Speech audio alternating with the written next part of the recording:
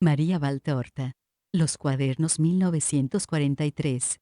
Prefacio de la traductora.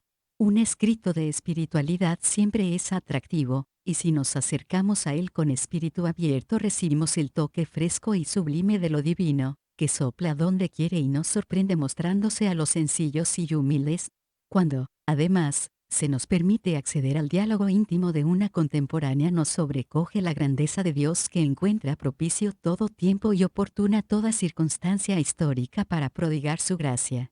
¿No es este acaso el lenguaje inefable del amor?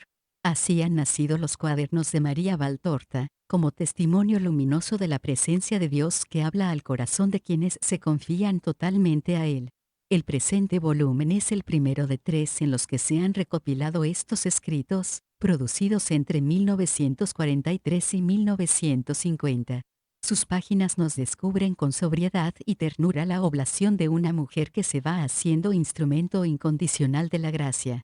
El deseo de total fidelidad a la voluntad divina y la aspiración sincera a la santidad que laten en cada línea confieren a la obra una singular autoridad moral, haciéndonos partícipes de la experiencia sobrenatural de una escritora a la que solo le interesa transmitir lo que ha recibido.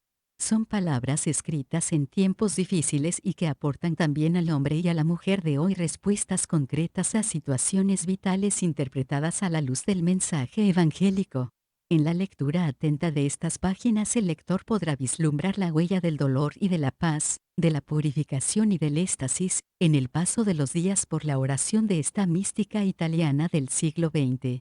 Estoy convencida de que el mensaje contenido en los cuadernos producirá mucho bien, así he podido experimentarlo personalmente cuando, en no pocas ocasiones, he debido interrumpir mi labor de traductora para meditar y orar.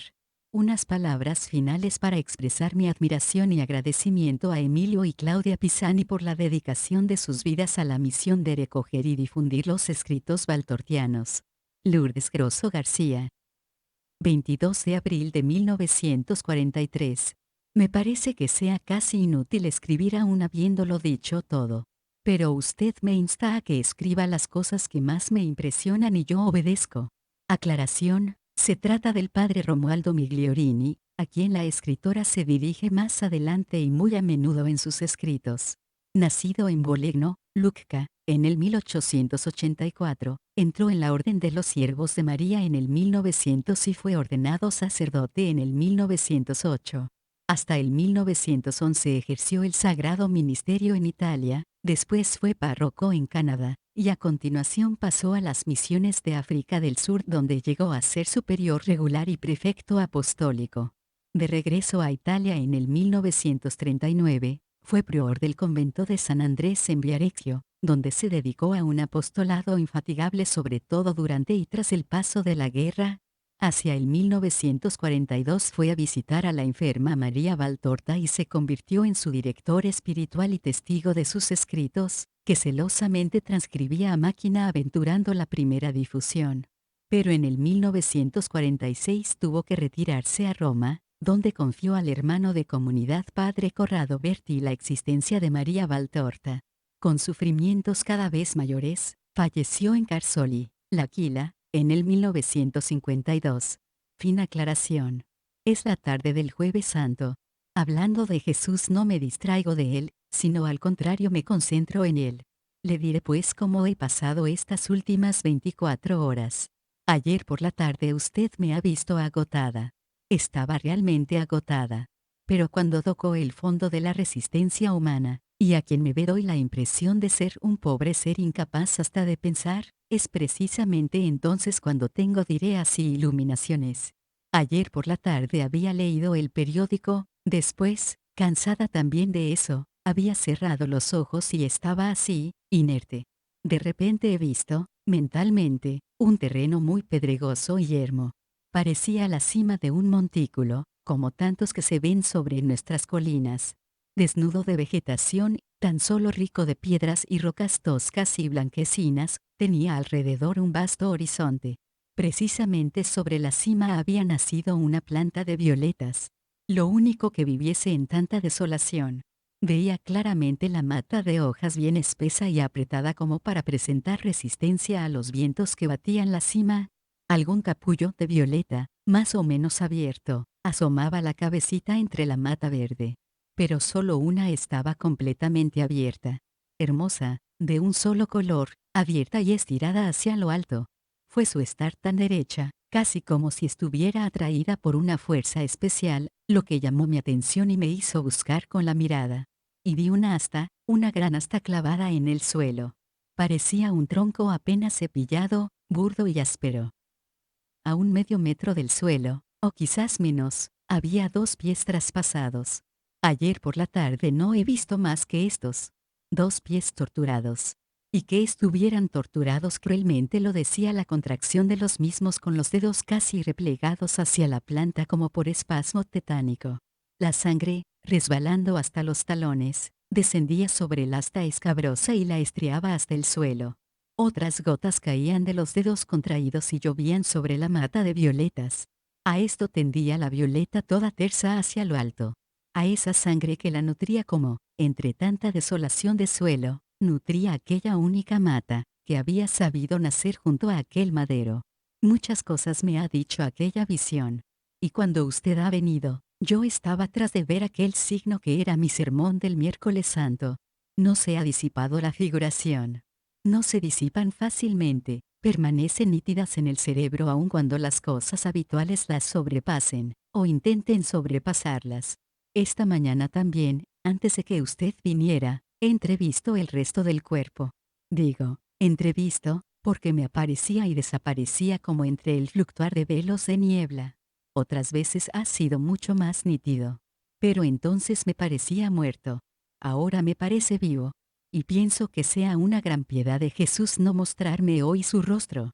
Jesús está tan dolorido, su tristeza ha alcanzado una intensidad tan fuerte por toda la iniquidad humana que no se cansa de serlo, sino que, al contrario, cada vez se hace más iniquidad que no podríamos soportar, sin morir de dolor, la expresión de su divino rostro. Jesús, mi Maestro, con su palabra sin sonido, me dice que mi puesto está más que nunca a los pies de su cruz. Solo de su sangre, yo debo sacar vida, y mi tarea es tan solo ser incienso a los pies de su trono de Redentor. Incienso que cubre, con su perfume, el hedor del pecado, de la maldad, de la crueldad que la tierra exhala. El incienso no perfuma sino ardiendo y consumándose. Y yo debo hacer lo mismo. Me dice también que la flor puede atraer otras miradas a su cruz, puede hacer inclinar a otras criaturas bajo la lluvia de su sangre. Esta es la tarea de la flor hacia el prójimo y hacia Dios. Reparación de amor hacia Jesús y atracción a Jesús de muchos corazones, aceptando vivir, por esto, en un desnudo desierto, sola con la cruz. Podría decir que me he quedado con los labios apoyados en aquellos pies traspasados como bebiendo en un manantial que es frescura y ardor al mismo tiempo. Una sensación espiritual, pero tan viva, que parece real. Esta mañana, en fin, a las 10, me ha llegado de Roma una carta de una religiosa, carta que le mostraré y en la cual se habla precisamente de esta misión a los pies de la cruz, y a la carta está unida una imagen con un crucifijo y debajo un incensario ardiente y el escrito, se eleve mi oración como incienso en tu presencia. He tomado todo esto como un discurso mudo de mi Jesús a su pequeña hostia que se consuma poco a poco más de amor que de enfermedad. Pienso que mañana es Viernes Santo, el día de los días para mí. Quisiera acumular sacrificios para hacer de él un verdadero día de expiación. Pero ya puedes hacer tan pocas cosas, María. Pues bien, haremos esas pocas cosas. Por lo demás, puede ser que mañana piense Jesús en darme mi parte de dolor expiatorio. Yo estoy aquí, bien apretada a la cruz. Es el puesto de las Marías, por otra parte. Así no se me escapará ni siquiera una señal de mi Redentor. 23 de abril. Mañana del Viernes Santo. Aclaración, es el primer dictado recibido por María Valtorta. Marta Diciotti relata que sucedió hacia mediodía del 23 de abril de 1943, Viernes Santo, y que María se quedó sorprendida, le confió el hecho y le pidió ir a buscar al padre Migliorini. Marta salió de casa usando cualquier pretexto para no despertar la curiosidad de la madre de María, que era mujer muy autoritaria y no inclinada a cosas de religión. Padre Migliorini vino enseguida y se entretuvo en confidencial coloquio con la enferma escritora. Fin aclaración. Dice Jesús, la primera vez mi Padre, para purificar la tierra, mandó un baño de aguas, la segunda un baño de sangre, ¿y de qué sangre? Ni el primero ni el segundo baño han valido para hacer de los hombres hijos de Dios. Ahora el Padre está cansado, y para hacer perecer la raza humana deja que se desencadenen los castigos del infierno, porque los hombres han preferido al cielo el infierno y su dominador, Lucifer, les tortura para empujarles a blasfemar y hacerles completamente hijos suyos. Yo vendría a morir por segunda vez, para salvarles de una muerte más atroz todavía. Pero mi Padre no lo permite. Mi amor lo permitiría, la justicia no. Sabe que sería inútil. Por ello vendré tan solo en la última hora. Pero hay de los que en aquella hora me verán habiendo elegido por su Señor a Lucifer. No se necesitarán armas en manos de mis ángeles para vencer la batalla contra los anticristos. Bastará mi mirada. Oh, si los hombres supieran todavía volverse a mí que soy la salvación. Solo deseo esto y lloro porque veo que nada es capaz de hacerles levantar la cabeza hacia el cielo desde donde yo les extiendo mis brazos. Sufre, María, y di a los buenos que sufran para suplir mi segundo martirio que el Padre no quiere que yo cumpla. A cada criatura que se inmola le es concedido salvar algún alma. Alguna, y no es para sorprenderse el que sean pocas las concedidas a cada pequeño redentor si se piensa que yo, el Redentor divino, sobre el Calvario, en la hora de la inmolación, de todos los millares de personas presentes en mi muerte he logrado salvar al ladrón, a Longinos, y a pocos más. Reflexión sobre un discurso que me viene relatado, en el cual está dicho que se cuenta mucho con mis oraciones para obtener algo, habiendo reconocido que aquello que he pedido se ha cumplido. No me viene ningún orgullo, sino un más profundo agradecimiento a Dios que es tan bueno que permite que yo sepa obtener la felicidad de otros corazones. Pero a estos corazones quiero decir, y lo diré especialmente a aquel que esta mañana me ha hecho saber su pensamiento, que lo que se cumple no es por mi mérito. Todos podrían llegar a la misma capacidad si quisieran. No hay un método o un estudio especial para llegar a esta potencia de súplica. Lo importante es hacer del propio corazón un pesebre de Belén para acoger a Jesús niño y de sí mismos una cruz para llevar a Jesús Redentor. Cuando lo llevamos así, indisolublemente, nosotros no somos más que un complemento suyo, y solo Él es el verdadero protagonista de todo. El secreto para obtener todas las gracias que el prójimo atribuye a nuestros méritos inexistentes está únicamente en nuestra anulación en Cristo, tan completa que disuelva nuestra personalidad humana y obligue a Jesús a actuar solo Él en todo acontecimiento.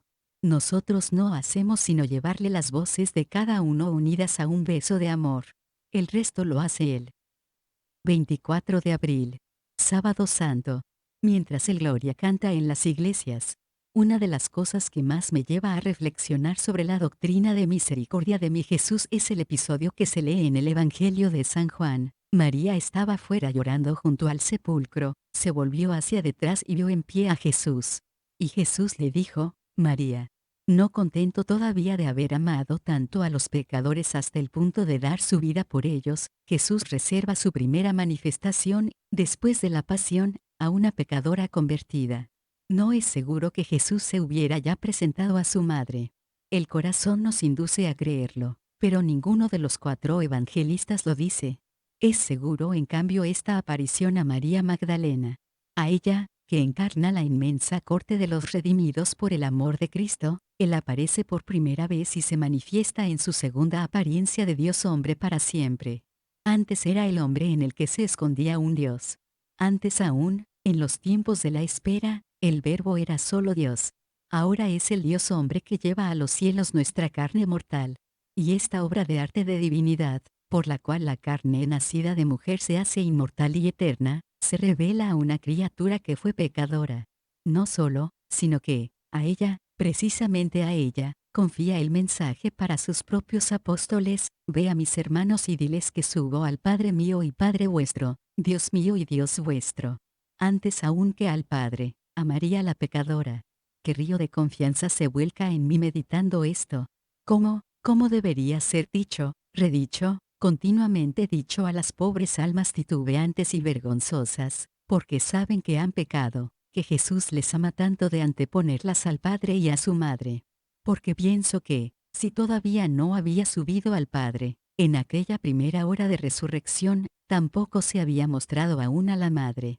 En el fondo es una necesidad de amorosa justicia. Jesús ha venido por los pecadores. Por lo tanto, que la primicia de su resurrección vaya a quien es arquetipo de los pecadores redimidos. A mis hermanos, al Padre mío y vuestro Dios mío y Dios vuestro. Estas palabras suenan en mi corazón como tantas alegres campanas.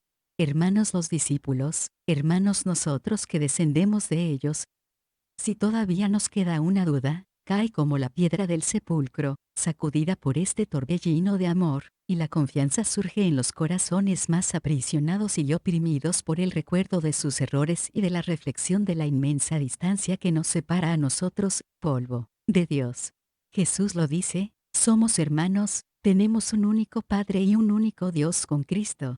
Oh, Él nos agarra con sus manos traspasadas, es el primer gesto que hace después de su muerte y nos lanza sobre el corazón de Dios, en los cielos no más cerrados sino abiertos por el amor, para que allí se lloren las dulces lágrimas de la reconciliación con nuestro Padre.